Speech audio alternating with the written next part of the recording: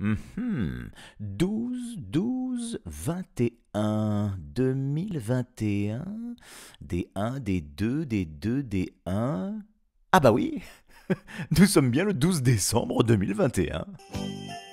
Les histoires capillotractées présentent les contes de l'Avent, c'est ce qu'on aime évidemment, parce qu'après c'est trop tard, alors oui, il y en a marre.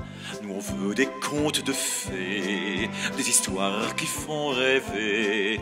Oui, juste avant Noël, on se fait la belle côté imaginaire. Oui, c'est les contes, les contes de l'Avent. Les contes de l'Avent, des histoires capillotractées. Hey! Oui, c'est les contes de l'Avent. Parce qu'après, oui, c'est trop tard. Alors on fait ça plutôt avant le 25 décembre. Hey! Puisque c'est comme ça aujourd'hui, nous allons voyager un petit peu. Allez, vers le pays du soleil levant, le Japon. Je vais vous raconter l'histoire du prince triste. Il y a très longtemps, vivait au Japon un prince riche et puissant. Il gouvernait un peuple qui lui était très fidèle. Cependant, notre prince n'était malgré tout ça pas heureux. Eh non. Bon, il avait mauvais caractère, il faut dire. Il était très impatient, toujours en colère, souvent cruel, avec ses sujets, qu'il terrorisait. Non, non, non, pas sympa, pas cool, le prince. Une année, il déclara la guerre à un pays voisin. Voilà. Ses troupes se précipitèrent au combat, les lances brandies en avant, les soldats se battirent avec la plus grande bravoure, et gagnèrent la guerre, c'est pour dire. Mais le prince, malgré cette victoire flamboyante, n'était pas satisfait. Il n'était toujours pas heureux. Et non. L'armée victorieuse rentra au pays, on fêta son triomphe, les rues étaient éclairées de lampions et le ciel de feux d'artifice. Toutes et tous louaient et célébraient les exploits de leur prince. Eh ben oui, les gens étaient fiers, ils étaient contents. Cependant, le peuple fut peu à peu gagné par la tristesse. Remarquant cela, le souverain fulminant de colère sauta sur son cheval et s'en fut de par les rues. « Parlez donc !» criait-il. « Que signifient tous ces visages chagrins ? Oh, c'est pas possible, ça !» Devant lui, ses sujets s'inclinaient fort bas, mais nul n'avait le courage de lui avouer la vérité.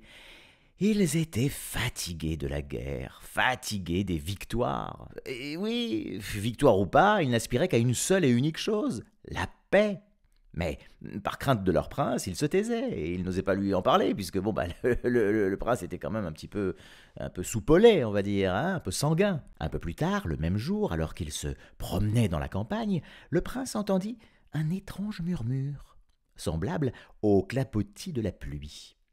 Bon, intrigué, il arrêta son cheval et tendit l'oreille. Ah, tiens, c'était une petite fille qui chantait, tout en travaillant dans son petit jardinet. C'est beau en plus, un jardin japonais, c'est vrai quand c'est bien fait, c'est très très joli, très apaisant, très zen. C'est de là qu'on... Voilà, le zen vient de là, finalement, un beau jardin, du vert, de la nature. Quand c'est bien taillé, bien fait, un bon petit bonsaï bien fait, c'est quand même sympa. Alors la petite fille était si appliquée à planter des graines qu'elle ne remarqua même pas le prince, c'est pour dire. Alors bon, qu'est-ce qui se passe ? Le prince, forcément, quand on ne le remarque pas, il est fâché, il est même vexé. Et oui, c'était bien la première fois qu'on ne faisait pas attention à lui. Quand même, prince puissant, fier, charismatique, musclé, j'en passe. Pourtant, il patientait, calmement, jamais il n'avait entendu chanter de cette façon. Il était stupéfait, il était comme sous hypnose, finalement, le prince. Après quelques minutes, il se mit à tout sauter. La petite fille se retourna doucement, et enfin, elle découvrit le prince dans ses riches vêtements de soie. Cela va de soi.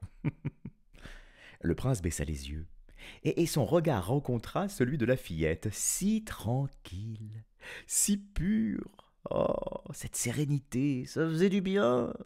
Alors aussitôt, sa colère décroît. Le crois-tu ? Ben oui. Elle s'évanouit même, cette colère. La petite fille se leva, puis s'inclina humblement devant sa majesté, et lui offrit des graines dans un sachet. Bon, c'est Pas terrible, on peut se dire, comme cadeau, hein, des graines, des graines. Eh ben, oui. Alors le prince, qu'est-ce qui se passe? Il se sentit offensé que l'un de ses sujets lui fasse un aussi modeste présent. Bon, il l'accepta sans remercier ni sourire, hein, évidemment. Puis il quitta la petite fille et s'en retourna dans son grand, immense et beau palais. Mais quand vint le soir, il plaça le sachet sous son oreiller. Au matin, il s'éveilla plein de force et d'énergie, comme s'il partait faire la guerre. Mais aujourd'hui, il n'y aurait pas de guerre. Non, non, non, non, non, non. Aujourd'hui, le souverain avait de tout autres projets. Planter n'est pas un travail digne d'un prince, marmonna-t-il en saisissant le sachet de graines. Mais c'est toujours mieux que de combattre des gens qui ne savent même pas se défendre. Alors imaginez la surprise de ces sujets en voyant travailler leur maître dans les jardins du palais. Jour après jour, semaine après semaine, mois après mois, il cultiva. Qu'il pleuve, hein, ou qu'il vente, qu'il neige ou qu'il gèle, il bêchait le bougre, il labourait et n'épargnait guère sa peine. Et puis, un matin, changement de saison. Oh, attention, attention, attention, rideau. Eh oui, c'est le printemps, c'est le printemps, c'est le printemps. Le jardin sentait bon les fleurs nouvelles. Oh, de l'une à l'autre, abeilles et oiseaux papillonnaient gaiement. Sous les rayons du soleil, les gens se retrouvaient, souriants et heureux. Et le prince? Où était-il?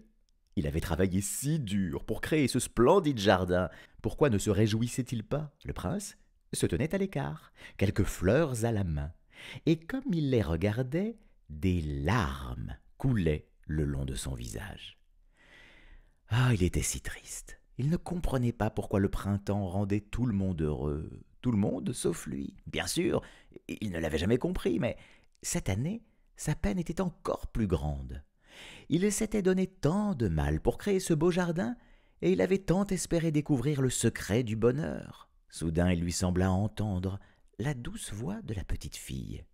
Elle lui disait de regarder avec son cœur, l'herbe et les fleurs, le ciel et les papillons, les insectes affairés à butiner et les gens rassemblés pour rire et chanter. Alors, oui, le prince les vit comme jamais auparavant. Il les vit enfin vraiment. La joie emplit son cœur aussitôt, et il vit les couleurs chatoyer au soleil. Oui, lui qui voyait la vie en noir et blanc, enfin il la voyait en technicolor. Il respira les parfums des milliers de fleurs. Pour la première fois, il éprouva, oui, on peut le dire, oui, n'ayons pas peur du mot, de l'amour, les amis, pour son peuple. Eh ouais, et il se sentit enfin heureux, E-R-E. Ah, c'est pas comme ça que ça s'écrit? Ah bon, excusez-moi. Bon, à demain alors.